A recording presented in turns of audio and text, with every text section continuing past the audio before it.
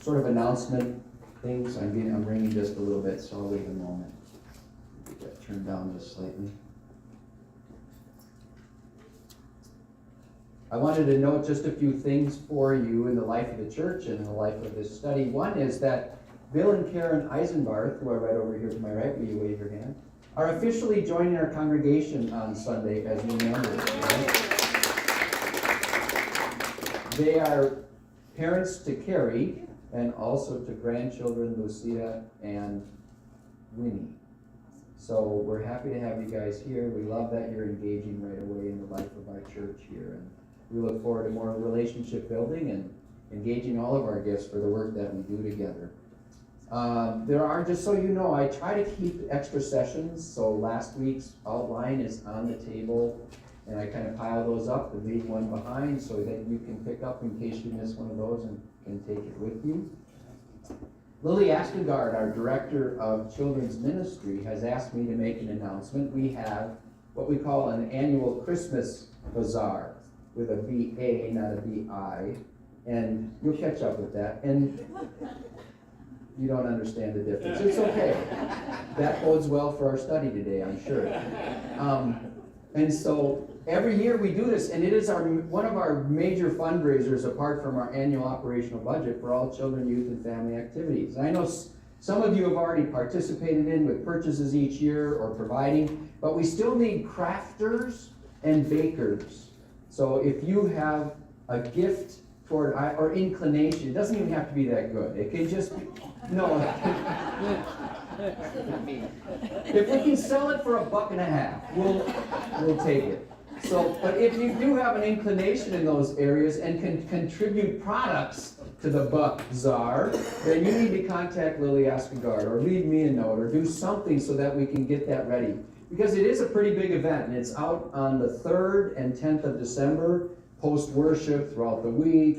It's a wonderful market and a way to celebrate our young people among us. So if you have those abilities, please let us know. And finally, next week, as we wrap up the 4th session in Mark, that means we have a little hiatus through the season of Advent and Christmas, and then we regroup in January, starting the Gospel of John. But at the end of next week's session, we're going to kind of turn the room over a little bit, so we'll just need a few hands to put chairs away and get ready, because the following morning, there is a lefse making event for our confirmands, for which 33 out of the 35 7th and 8th graders signed up. Wow. Seriously? They're coming in, right? And so the group of people that are preparing that will be here Friday to help get the setup in place, and then we can help them by just doing our part at the end of our session next Friday, the 17th. So note that. That's the 4th and final in our study in the Gospel of Mark. Any questions on any of those things? For those of you who are online with us this morning, welcome to study. We love your zeal for the Word alongside our zeal for the Word. And it's a living Word, and it is a community Word. And we exercise interpretation far better like this than we do sitting at home all by ourselves. And we know the truth of that because we have input from others who hear and see and gain and put together structures and ways in which we all do interpretation that helps us. It's a community word. It's meant to be worked on together.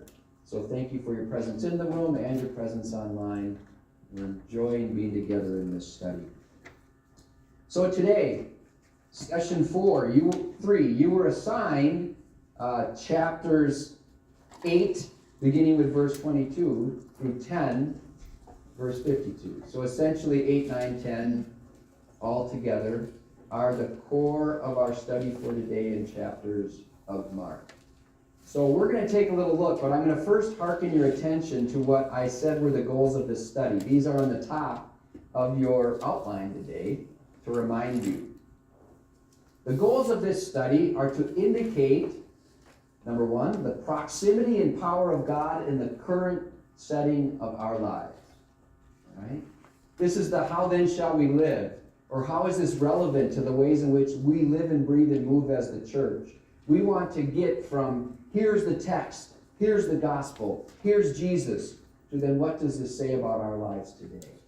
All right? And in our lives today to indicate the proximate power and presence of God.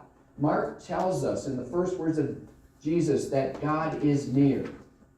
The kingdom of God is at hand. It's right in front of you. Now, the time is fulfilled. Turn around and trust in this good news. All the good news that comes as it unfolds in Mark's gospel. The proximate and power of God in the current setting of our lives. Secondly, to teach clearly the identity of Jesus as the suffering Son of God.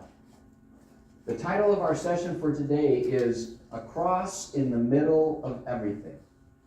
This is the center of the gospel message. Jesus went to the cross. And then thirdly, to reveal how that cross is good news for all people. Right? That seems rather paradoxical, that the cross is good news. But that is what the authors of Mark and Mark's community are seeking to proclaim out into the world. All right? So this is the heart of the matter for us as followers of Jesus Christ.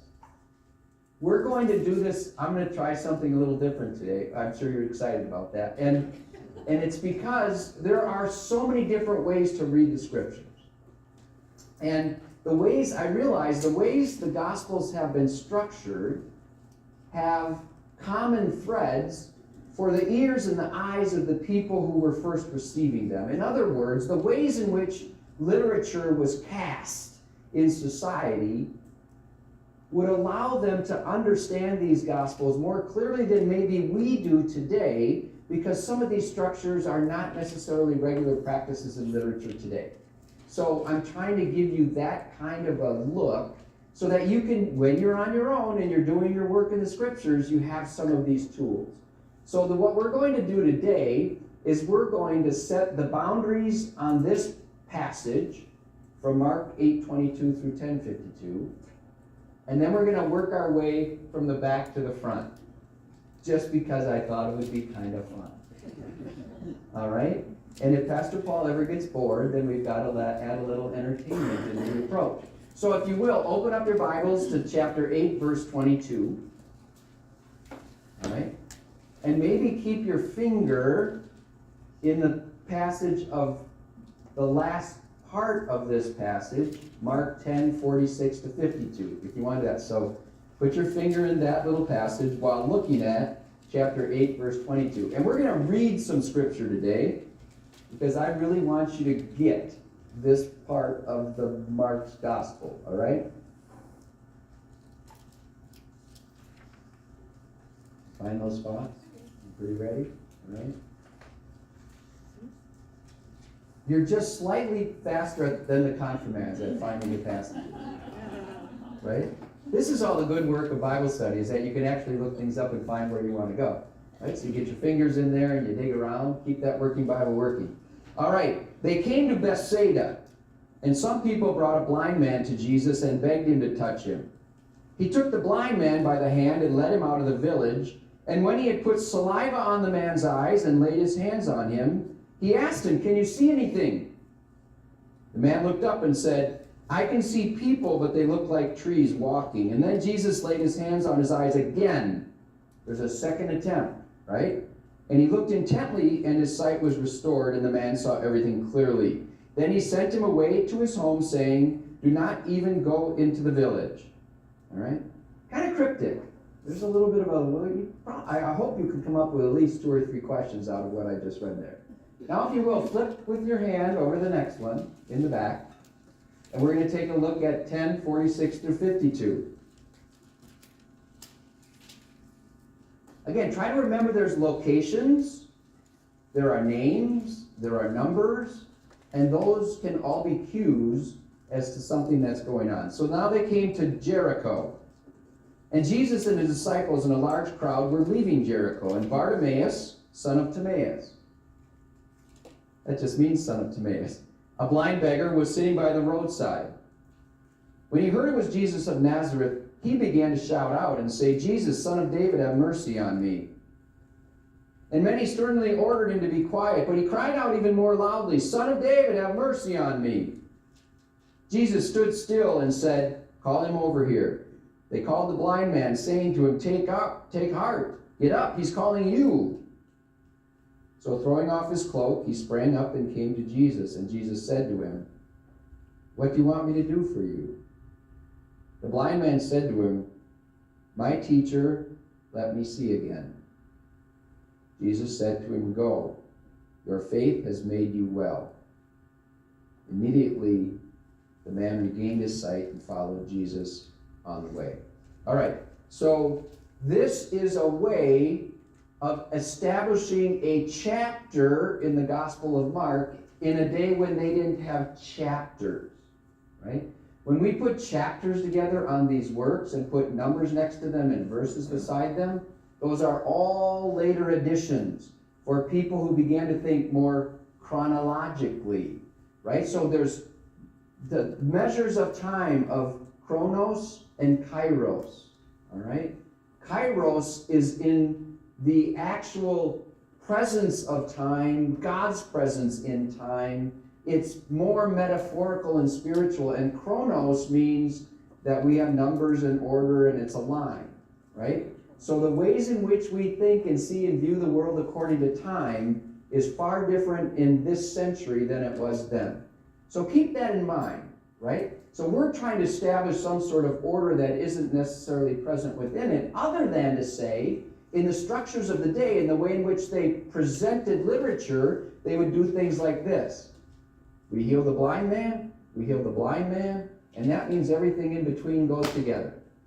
All right? It's called inclusio. I've called it sandwich theory. It's a way in which you can understand what's in the middle based upon what's on the outside. All right? Now, what's on the outside? Two people who were unable to see. All right? And all throughout Mark's gospel, seeing is associated not just with physical vision, it's associated with understanding. All right? Understanding.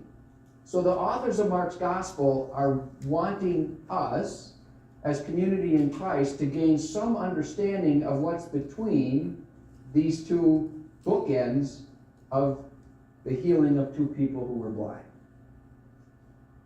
Now, in the first one, you'll notice the person couldn't see after the first attempt, so Jesus gave it another try. All right? Not sure exactly what that says, but it says something about understanding. Doesn't come all at once, maybe.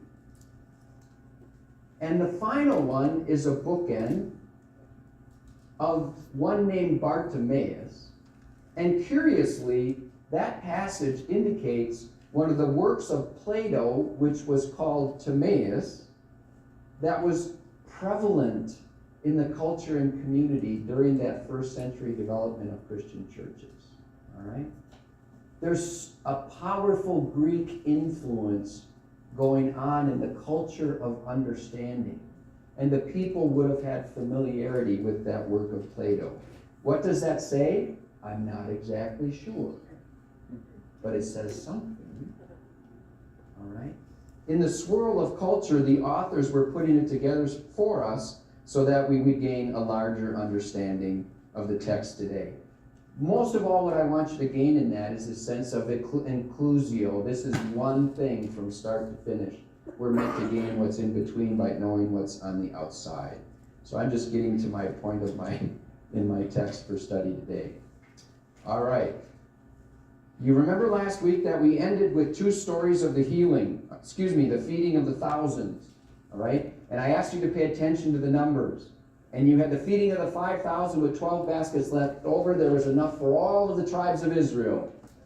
Then we had the feeding of the 4,000 and the 7 left over, which for all of the Gentile nations that had been cast out of the promised land, overrun during the taking of that land back in Deuteronomy. All right? So there's a sense of inclusio, that Jesus on the cross is for all people. There's no exclusion anymore. We're moving into new territory like we were in Matthew, of the blending together of both Israelite and Gentile communities. And I can't emphasize enough how I don't want us to underestimate how powerfully reforming that movement is. It's changing everything about how people view each other, which I think is foundational to all of the Gospels. All right? So if you will, we're going to start taking a look at Mark 8 through 10 and the passages on Jesus announcing that his passion is underway. So, it begins immediately after the healing of the blind man in the end of chapter 8. Jesus and his disciples are on their way to Caesarea Philippi. I'm still having struggle finding where I want my notes to land. Hold on. Be patient with me. God is not finished with me yet. I had it all set to go. I've been talking a lot lately. If you've noticed, I'm talking everywhere I go, so thank you for being patient. Listen. All right, I'm ready. This is the first announcement of Jesus' passion in Mark chapter 8, beginning with verse 27. Jesus went on with his disciples to the villages of Caesarea Philippi. On the way, he asked his disciples, "Who do people say that I am?" Jesus' power is spreading. There's an awareness of him that he's been healing and teaching and preaching, and people are beginning to gather. Not only are people gathering, but the masses are being stirred up. Jesus' message is primarily to those on the outside, those who have had no voice, had no power, and have been oppressed. And they're gaining a sense of power in the voice of Jesus and his activity in the world, which causes consternation in the powers that be, both religious and political responses to who is this guy and what are we going to do with him as he raises up the power of the oppressed. So Jesus is on his way to Caesarea Philippi. Caesarea Philippi, what do you hear in there? You hear Caesar and you hear Philip, all right? Herod the Great, who was from 31 BC to 14 AD, was a massive builder. He put together the temple that became the source of the Israelite Jewish people's place to gather and to worship God. He was a builder of structure. He established peace in the empire, but he did it all with a strong and iron fist.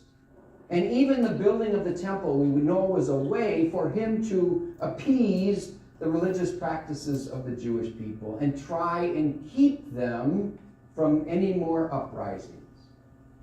Right? And we also know that the first verse in the first chapter of Mark calls Jesus Son of God. And I pointed that out in our first session because that is a rebellious response to the emperor cult of the day. You were to worship the emperor only. And the emperor was the only one worthy of the title Son of God. So to say that in the beginning of the good news of Jesus Christ, Son of God, is to be a contrarian to the emperor cult of the day. All right? So this is important. We're creating a conflict in the first verse of the Gospel of Mark. A conflict with the Roman authority and power. All right? So now they're in Caesarea Philippi. Caesar, the emperor, Philip, one of the three Herods that were distributed territories that they managed, right, on behalf of the Roman Empire. So the Herods, like King Herod, were Jewish, sort of. All right? Because they had aligned themselves with the wealth and power of Rome to gain their own sense of power in the territories of what was known as Israel. Because they wanted their own sense of power within it, and they gained status and wealth as a result. All right?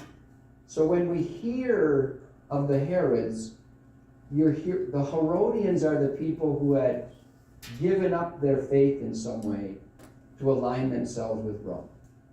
That's kind of a simplification, but it's good enough for now. So traveling into Caesarea Philippi is an understanding that we're in a Roman territory where the emperor cult is the practice that is imposed upon the people.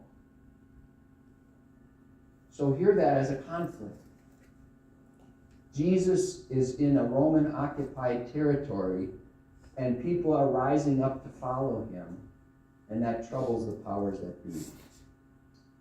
So he's asking, who do people say that I am? They're trying to figure it out.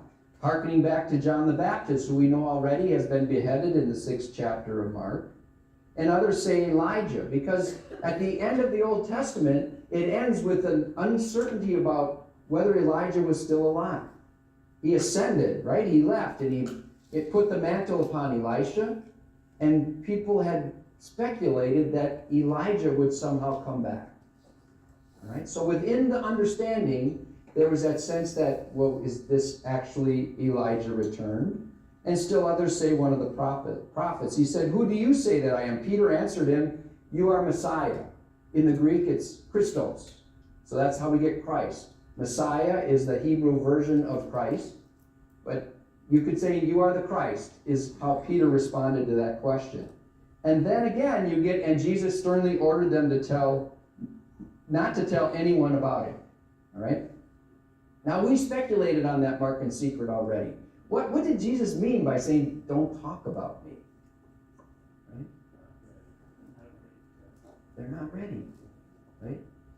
We tried that reverse psychology question of, well, if you want people to tell us, then tell them not to tell anybody. I don't think that's a valid academic thought. But I do believe that Jesus knew they didn't get it. Because remember, we're in this passage between two healing of blind people. And the blind people don't, it's a metaphorical way of saying everything in between is about them understanding or not understanding. They weren't understanding. Now, even simply in the title that Peter gives, Peter says, "You are the Christ." Now remember, in 1st century Israel, their understanding of Messiah was the one who would return to restore them to the glory of the David kingdom, the Davidic kingdom.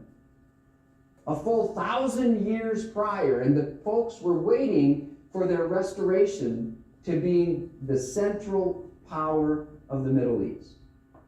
That we call the Middle East, they didn't call it that. But that area of peoples, right? Well, that's important to the understanding of their lack of understanding. Because in their understanding, that's what we were waiting for. We were waiting for the next King David to restore us to glory and power. All right? You are the Christ. All right?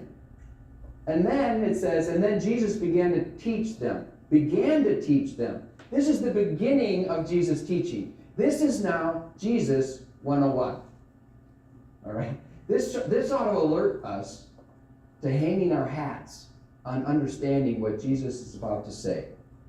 Now listen, Jesus says that the Son of Man, we changed the title. Jesus didn't say the Christ, the Messiah. Jesus never uses either of those titles for himself. Note that. Powerfully important. He never says, "I am the Christ. I am the Messiah." Right? He looks at Pilate and says, "You say that I am." Right? Okay, so he says, "Son of Man." Well, you have to go back and study Daniel a little bit to get the full understanding of. Read in the 7th chapter of Daniel. But I'll summarize and suffice it for you to say this. Son of Man is the one who is son of all people. Almost like son of humankind. Son of all the nations. Son of everybody. Okay? That's a powerful translation. In Daniel, that's the eschatological figure who's going to return in the end times in the fullness of God's plan and design for the world. Jesus only uses for himself the title Son of Man. Powerful distinction in who Jesus is. The Son of Man must undergo great suffering, be rejected by the elders, the chief priests, and the scribes, and be killed, and after 3 days rise again. He said all this quite openly. Peter took him aside and rebuked him. This is not the Messiah. The Messiah is going to be the powerful king coming in glory to restore us to the central power of the world, the known world. Peter rebukes him in his own assessment of who he is. And then Jesus rebuked him because he saw the disciples look in their eyes that, well, this is an important moment. What's happening? Get behind me, for you're setting your mind, it's Satan, for you're setting your mind on not on divine things, but human things. Jesus is revealing fully the will of God for the whole world. All right? So then he called the crowd together. So note this. Jesus is in Caesarea Philippi, a place of immediate conflict with the Roman oppression. Jesus does not receive the title that Peter seeks to impose upon him, but gives his title from another reference in the Hebrew Bible, and begins his talk about suffering, that this is what he's here to do. And he's speaking to the crowds. All right? He called the crowds with the disciples and said to them, if anyone want to become my followers, let them deny themselves, take up their cross, and follow me. For those who save their life will lose it. Those who lose their life for my sake, for the sake of the gospel, will save it. All right? So, if I were to summarize all this in one verse, there you go. Right? Any who would choose to be my disciples, let them deny themselves, take up their cross, and follow me. So for whoever would save their life will lose it. Whoever loses their life for my sake and the gospel will save it. This is the way. All right? This is the way. This is the way of following Jesus Christ. This is the way of those who commend themselves to the work and ministry and proclamation of the gospel. And in Mark's gospel, over and over in the Greek, is the word hodon, H-O-D-O-N, H-O-D-O-N. And it's in there over and over and over again, the way. And this is why the first people, as followers of Jesus Christ, by outside folks, were given the name the way. And that's why my confirmation Bible in 1975, with the hippie people on the front, the cool 1970s, and it's because we were a hip happening kind of next generation of followers of Jesus, and it was called The Way. And it had a translation. We are on a way with Jesus. This is, in summary, the lives we're seeking to live as people who carry the cross. All right? And that is not easy to understand. It seems contrary. You hear messages about theology of glory and that walking with Jesus will make your life better. You might become more wealthy walking with Jesus. You might have more power walking with Jesus. Or you might be called into suffering. Your own and the suffering of others around you. That's not an either or necessarily. It's just a way that we cast things sometimes. Because we want life to be, we use the word better, I think, a lot. Right? What was your answer today, Bob, to my question? How are you today, Bob? You said. I said. Not as good? Better than I deserve. Better than I deserve, but not as good as I hope. Yeah. Better than I deserve, but not as good as I hope. Yeah. Right? And in that is something I hear in there, the ambiguity of the lives we live, right? It's like, well, I'm here, and it's pretty good, but it's not as good as it could be. And I have my level of suffering with I walk about. If nothing else, take up the cross of your own suffering. What does that mean? It means I walk with Jesus in the suffering I have. And maybe there's some way in which, Rich and I, he challenged me on this, there's some way in which that God's actually going to use that for somebody else. And does that have redemptive value? Right? Is there redemptive value in our suffering for us and for others? And that's a really powerful question. As people walking around with a cross, I believe that there is. Because suffering shared